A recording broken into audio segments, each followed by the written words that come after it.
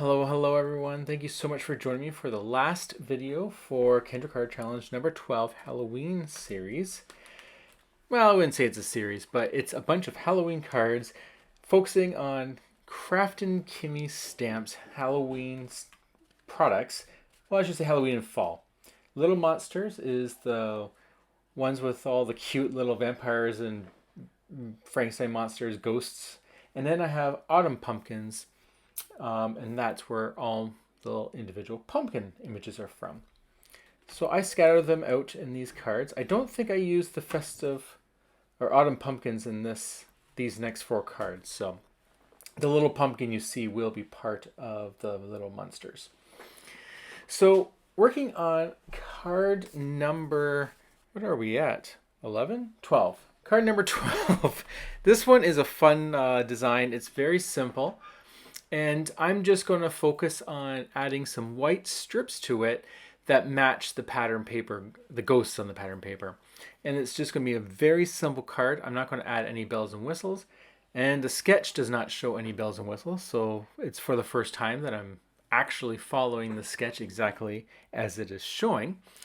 And I'm just going to try to position this as centered as possible. It is a little bit harder when everything is diagonal and you're trying to make sure everything is perfectly spaced, but I think it turned out pretty good. For just eyeballing it, I'm pretty impressed with that. So once I trim that all off, I will get my ghost and sentiment all set up. The ghost, like I said, is a Kraftin Kimmie stamp called Little Monsters, and it's colored very subtly just with some gray alcohol markers. And then I decided that for the circle matte layer, I'm just going to use some black cardstock just to really make it contrast from the whole design. I didn't really want it to melt into the background there. For the sentiment, that is a Spellbinder's Better Plate. I think that's what it's called, Better Press plate. It's a Halloween icons, and I just mass produced a bunch of sentiments and cut them all out. And I've been using them here and there on cards for Halloween. And I'll have all that information in the description box below. Adding a little bit of foam tape just to prop it up a tiny bit. Center that. And that is card number 12. Happy hunting. Card number 13. For this card, I didn't bother with a background layer. I felt that the banners that I'm adding here based on the sketch were large enough, and the pattern paper that I'm using is busy enough as well that I didn't need to worry about a background. And I felt that if I did add a background, it just would have been a little bit too busy. It would be hard to focus on one thing.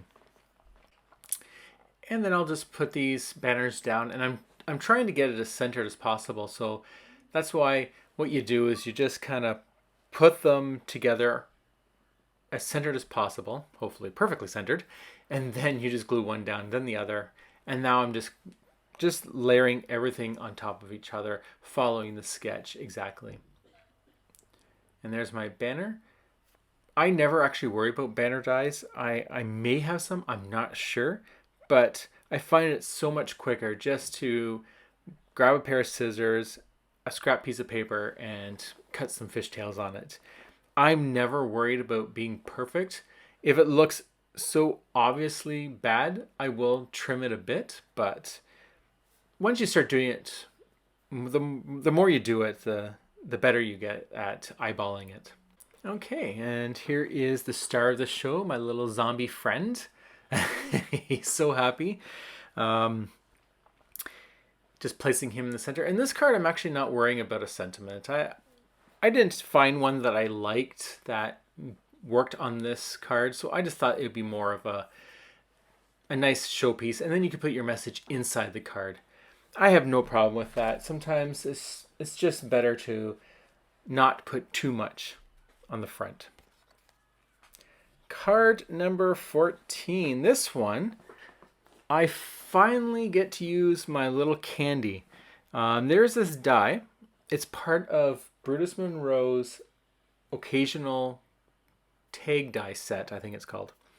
And there's this little teeny candy die that I wanted to use and I just couldn't figure it out. And this is the card I used it on. It actually turned my card from clean to busy, but I patted myself on the back for being able to use the candies because I had cut so many of them. So that was nice.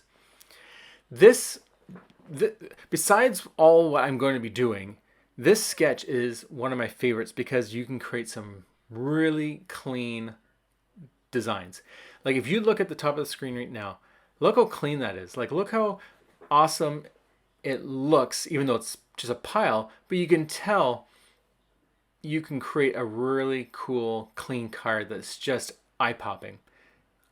I went a little too far, but like I said, I wanted to use those candy dies, but like right there, picture perfect. That pleases the eye so much just looking at that design. So I think this is a good sketch and it can make some really nice cards very easily. So if you're looking, for example, Christmas cards and you're looking for something to really pump out some cards, use this sketch.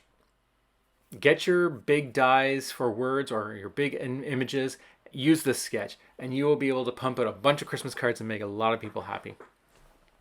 I will say though, when I'm finished with the card, it is a little off because I thought I had planned it all perfectly when I was making it, because usually when I'm making my cards for these 15, because it takes a lot of time, I usually do them in advance and then I come back later and actually create them. And then again, later start doing the voiceovers, which I'm doing right now. So while I was in the middle, I was running out of time. I realized that my sentiments didn't actually fit centered in that card where I wanted it. So I ended up putting it at the top, which really made it unbalanced. It kind of bothers my eyes. I tried to find something that could fit in the bottom there, but whatever.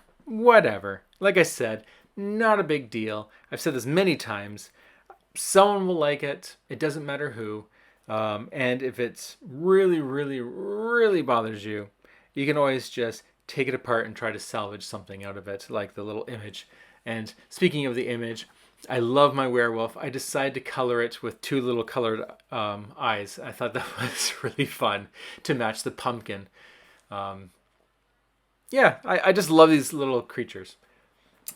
So here's my little candies. I've cut them in 3 colors and I'm just plastering them in the background.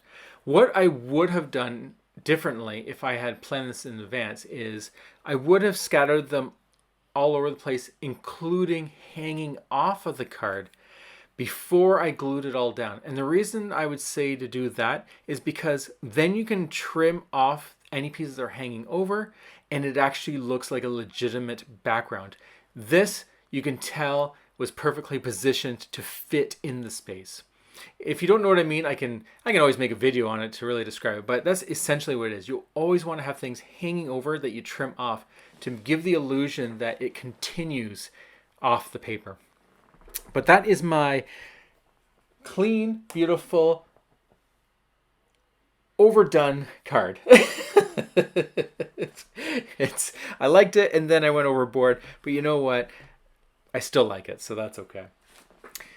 Here is my last card, and if you can see my little zombie there, I decided to be a little naughty and make him a more scary cute with his brain exposed in the picture. That's not for everybody, but it's Halloween and I wanted to have at least one spooky, non-overly cute image. Although, in my opinion, he's still very cute little image. So what I'm doing here is I'm just kind of making a little scene using up all the scraps that I've been building up while I was making these 15 cards. And so that's a lawn fawn die that I just happen to have 2 pieces that fit together. So I glue those up. And I don't need to worry about the seam because I'm going to be putting some images on top of it to cover that. And then the circle, which is now the Harvest Moon, that is from, I believe, card number 4, where I had created a bunch of extra circles and I used that. Very similar to what I did in part 2 for one of my cards.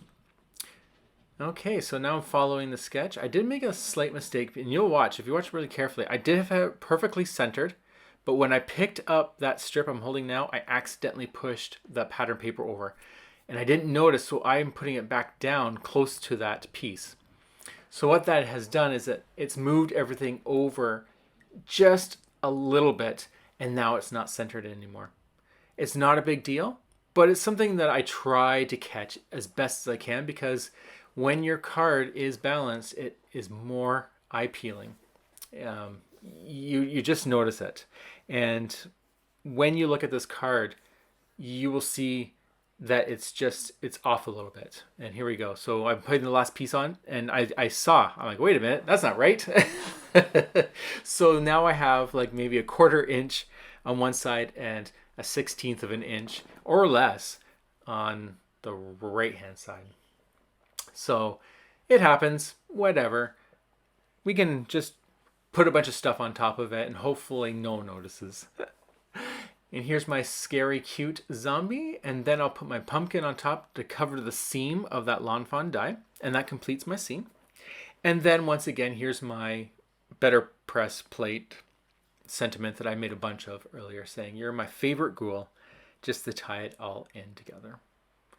So there we go. That is the conclusion of 15 Halloween cards just in time before the end of the month. I did it. I'm very proud of myself, and I hope that you had a lot of fun along the way. I know that some cards aren't great, and I know that some cards are quite awesome in my opinion. But it doesn't really matter in the end. I know it's hard to make quote unquote perfect cards, all 15 of them, but in the end, it really is perfect cards all around. If you had fun, if you enjoyed yourself, if you just couldn't stop creating, that is all that matters. And you can give yourself a pat on the back as well. Even if you only finish one, even if you didn't finish anything, give yourself a pat on the back because you deserve it. You're awesome. I love you all. I'll talk to you all later, and have a wonderful, wonderful Halloween season, and I'll catch you later.